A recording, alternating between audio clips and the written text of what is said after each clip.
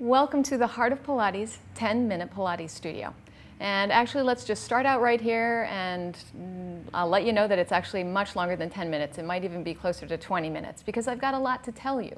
Because the Heart of Pilates is about making Pilates your own. And in order to do that, I've got to make it real and doable and understandable to you, and yes, even fun to you. Because that's the only way that you'll be able to really do it and get the most out of every exercise. There's such an amazing bunch of things that Pilates is. It was originally invented as a rehabilitation tool by Joseph Pilates about 70, 80 years ago. Everything comes from your center.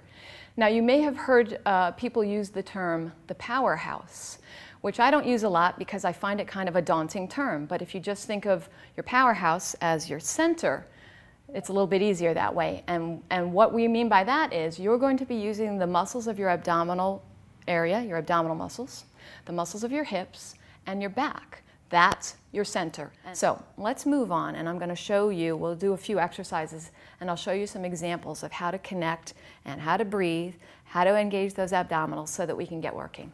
Okay? First thing, lay down on your back. So breathing is so vital, so that's why we're going to start here. I want you to lie down on your back. My knees are bent. My feet and knees are in line with my hips. This is a very common way that we'll be lying down at times in Pilates, and you're always thinking about the alignment of your body. So inhale. Exhale.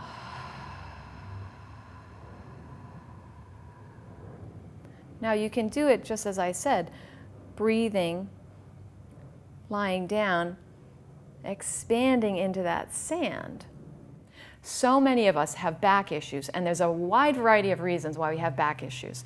But a lot of it can have to do with lack of strength and lack of stability. Now, there's a big debate in Pilates, and I'm going to get myself a little help here to show you something.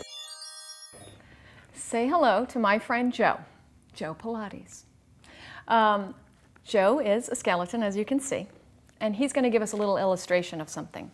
Now, as I said, there is some debate in Pilates.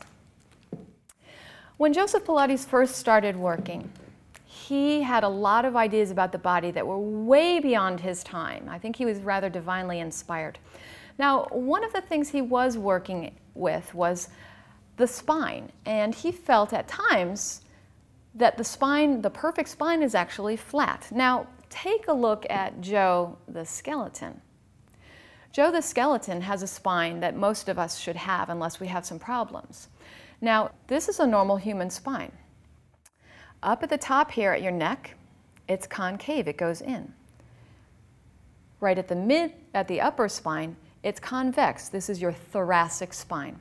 Then at the mid-spine, it starts to change direction, and at the lower spine, it's concave. It goes in, comes back in, and at the very end, it's convex. That's your tailbone, and it curves back under. This is what our spines should be like. Now, in more recent times, a lot of teachers have taken this into account. A lot of other minds have been thinking about Pilates. So we're going to work thinking about the curves of our back.